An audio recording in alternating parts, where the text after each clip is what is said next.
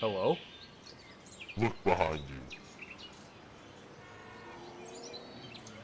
Well, that's interesting. So why is he wearing an alien mask?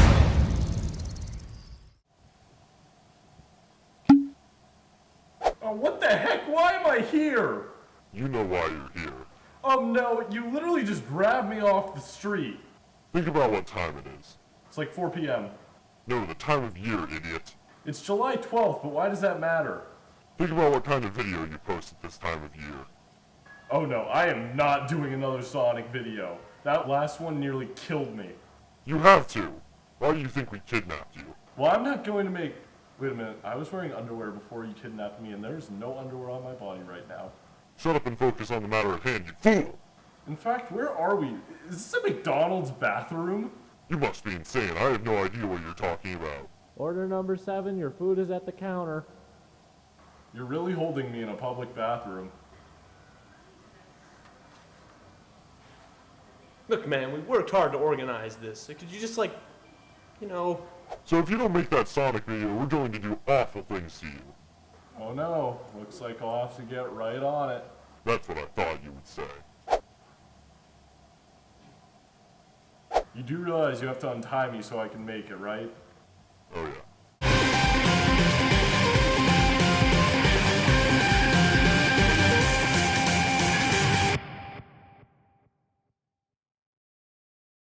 Sonic has nearly always been the definition of a hit-or-miss series. Sometimes things work out spectacularly, and other times they're, well... At the center of this hit-or-miss ideology that Sonic Team seems to have are the game's characters. They could range from being incredibly cool to being, well... They could be Big the Cat. There's no hiding it. We all hate him. There aren't enough Sonic characters to make a definitive top 10 best or worst, so I decided to combine them into one top 5 best and worst. So with that, I present to you my 3rd annual Sonic video, the top 5 best and worst Sonic characters.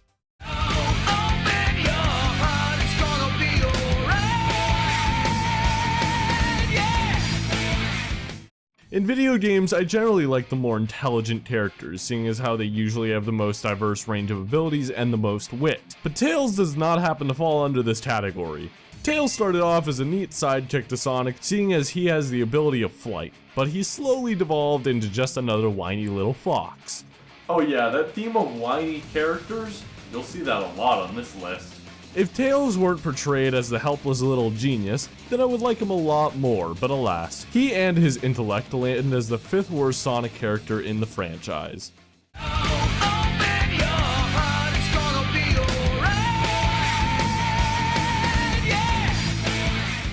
Sonic has always been a game that relies heavily on its supporting cast of characters because, well, Sonic just can't make it on his own.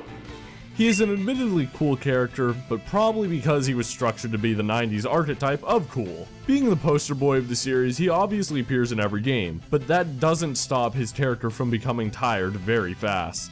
Sonic is pretty much the same in every iteration we see him, but that's what I love him for. In a series where a good game is rarely an assurance, it's always nice to have a character that will be steadfast in how he is portrayed. But with that being said, he doesn't ever undergo any development, so he maintains the number 5 best spot on this list.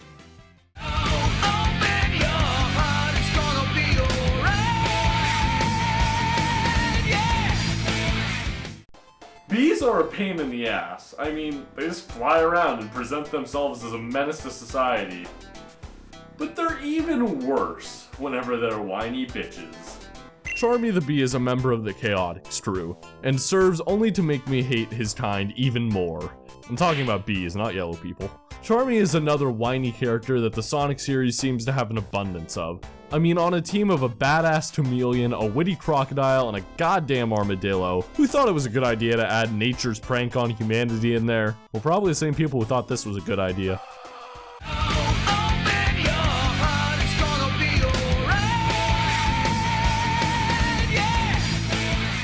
One thing that I never seem to be disappointed by are the villains in Sonic.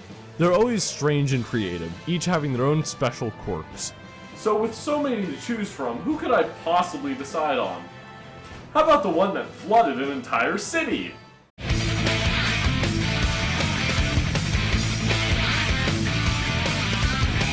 Chaos is one of the most interesting villains in the series, partially because he's kept quite a mystery, until Tikal gives most of his exposition during a flashback in Sonic Adventure. One of the most interesting things about him is that he appears to be made up of water, but he is actually a mutated Chao. Yeah, one of these things became this.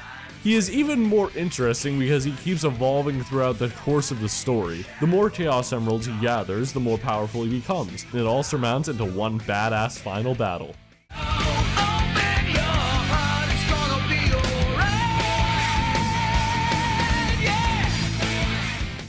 I've already established that there's nothing worse than a whiny character, but it really doesn't help whenever they're clingy, shrill, and their skirt makes me question if I'm on the weird part of DeviantArt again. Amy Rose is simply another one of those damsel characters, except her damsel in distress persona works very much against her. She is so annoying that you almost don't want to save her, just so you don't have to hear that annoying ass voice anymore. Sonic! Sonic! Sonic! Oh, you're not Sonic! Yeah! God damn it, you're almost as bad as Big the Cat. Oh, whoops. I guess I should save that for a later entry.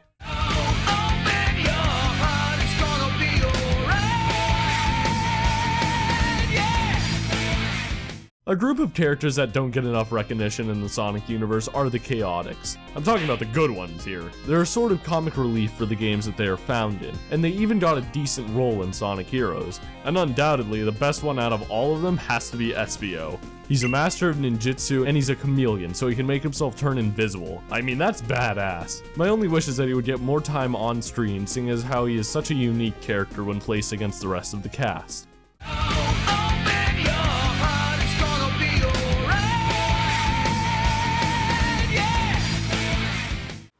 There are few things that the Sonic fanbase can agree upon.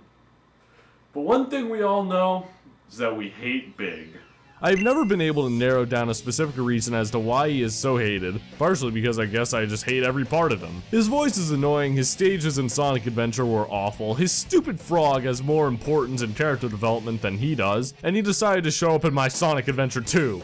Why the hell is he there? The sad thing is that a hatred of Big the Cat is the one thing that the Sonic fanbase can always agree on. Except you're all probably wondering what I could possibly hate more than Big. Well, I'll get to that in a second.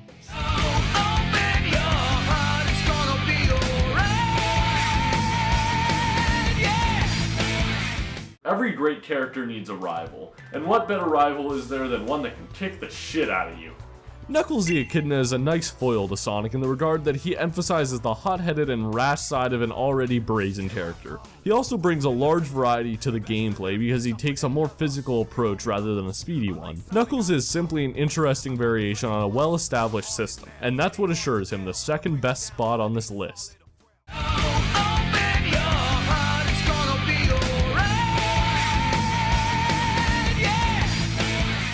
So what could be worse than the likes of Big the Cat, Amy Rose, and Charmy the Bee? Well, very little. But the thing is, the number one spot is more of a combination of all three of these characters. But no matter where you are, he's always gonna find you. It's none other than that damn Omochao. Omochao is supposed to be Sonic's little advice giver, except he's more of Sega's idea of psychological torture than anything. First of all, he took the great idea of the Chows and bastardized it by being a pain in the ass. Second of all, none of his advice will ever be of any assistance. Hey Sonic, did you know that if you run forward, you'll reach the end of the stage? Whoa, Omochao! Thanks for making me feel like a fucking moron! The worst part is you can even kill Omochao sometimes, but nope, he just keeps coming right the hell back, making him the absolute worst Sonic character ever conceived. Well, now that that is over, finally on to something positive.